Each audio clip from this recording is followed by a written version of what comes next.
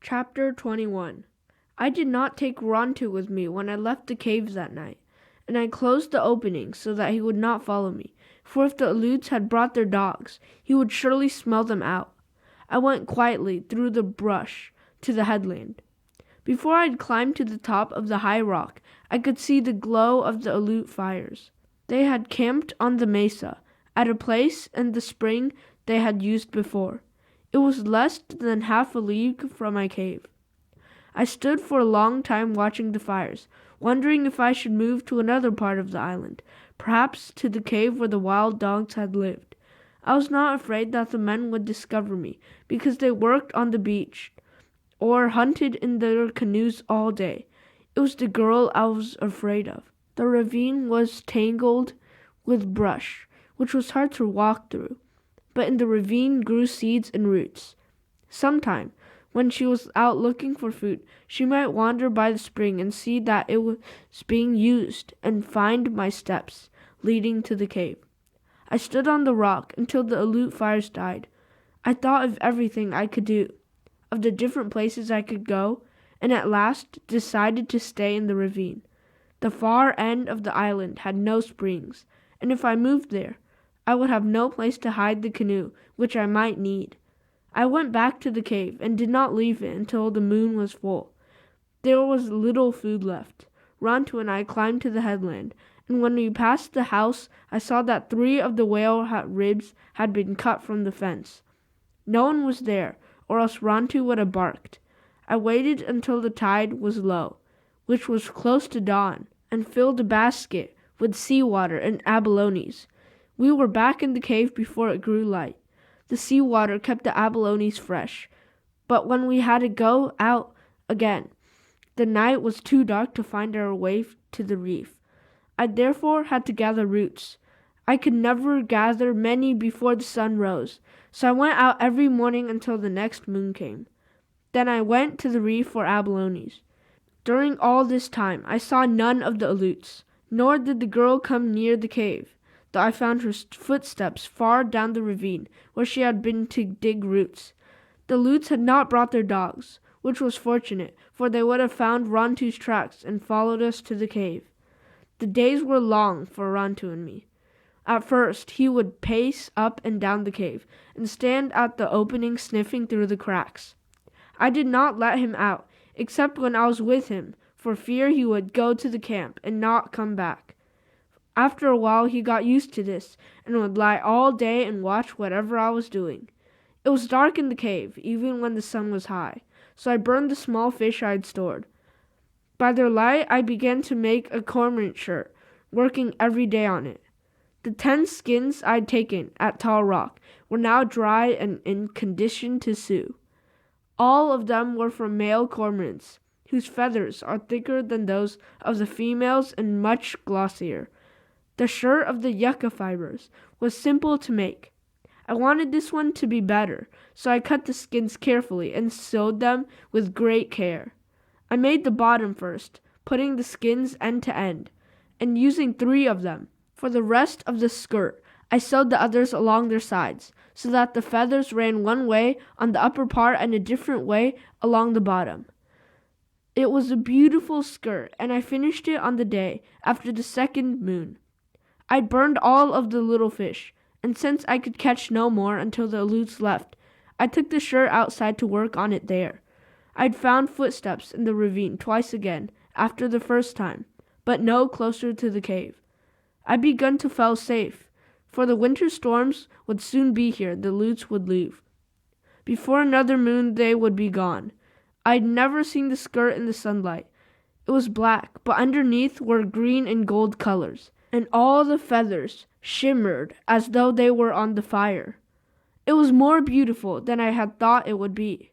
I worked fast now that it was almost finished, yet from time to time I would stop to hold it against my waist. Rontu, I said, feeling giddy with happiness, if you were not a male dog, I would make you one too, as beautiful as this. Rontu, who was sprawled out at the mouth of the cave, raised his head and yawned at me, and went back to sleep. I was standing in the sunlight, holding the skirt to my waist, when Rontu leaped to his feet. I heard the sound of steps. It came from the direction of the spring, and as I turned quickly, I saw a girl looking down at me from the bush. My spear stood beside the mouth of the cave, within easy reach. The girl was not more than 10 paces from me, and with one movement I could have picked up the spear and thrown it. Why I did not throw the spear, I do not know, for she was one of the Aleuts who had killed my people on the beach of Coral Cove. She said something, and Rontu left the mouth of the cave and walked slowly toward her, her hair raised on his neck. But then he walked to where she stood and let her touch him. The girl looked at me and made a motion with her hands, which I took to mean that Rontu was hers. "No," I cried and shook my head. I picked up my spear. She started to turn, and I thought that she was going to flee back through the brush. She made another motion, which I took to mean that Rontu was now mine. I did not believe her. I held the spear over my shoulder, ready to throw. "To talk," she said, pointing to herself.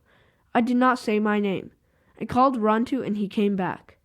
The girl looked at him, and then at me, and smiled. She was older than I, but not so tall. She had a broad face and small eyes that were very black.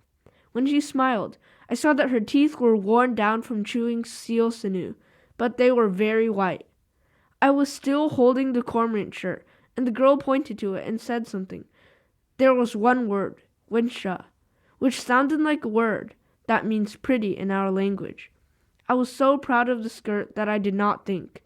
The spear was in my hand, but I held up the skirt so the sunlight could shine on all of it. The girl jumped down from the ledge and came over to me and touched it. "Winsha," she said again. I did not say the word, but she wanted to hold the skirt, and I gave it to her. She put it against her waist and let it fall from her hips, turning one way and the other. She was graceful, and the skirt flowed around her like water, but I hated the Aleuts and took it from her. "Winsha," she said. I had not heard words spoken for so long that they sounded strange to me, yet they were good to hear, even though it was an enemy who spoke them. She said other words I did not understand, but now as she spoke, she looked over my shoulder toward the cave.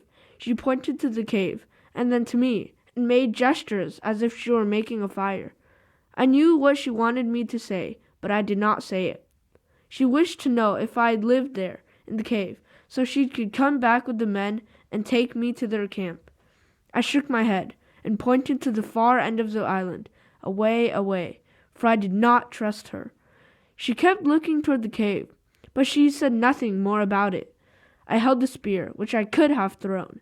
I did not, though. I feared she would return with the hunters. She came over to me and touched my arm. I did not like the feel of her hand. She said more words and smiled again, and walked to the spring and drank. The next moment she had disappeared in the brush. Rontu did not try to follow her. She made no noise as she went. I crawled back in the cave and began to pack the things I owned. I had all the day to do it, because the men were working and would not return to the camp before night. By nightfall, I was ready to go. I planned to take my canoe and go to the west part of the island. I could sleep there on the rocks until the Aleuts left, moving from place to place if I needed to. I carried 5 baskets up the ravine and hid them near my house. It was getting dark, and I had to go back to the cave for the 2 that were left. Carefully, I crawled through the brush and stopped just above the mouth of the cave and listened. Rontu was beside me, and he listened too. No one could go through the brush in the dusk without making a sound, except someone who had lived in it for a long time. I went past the spring and waited, and then on to the cave. I felt that someone had been there while I had been away. They could be hiding in the dark watching me. They were waiting until I went into the cave. I was afraid, so I did not go in, but quickly turned around. As I did so, I saw something in front of the cave, on the flat rock I used for a step. It was a necklace of black stones of a kind I had never seen. This is the end of chapter 21.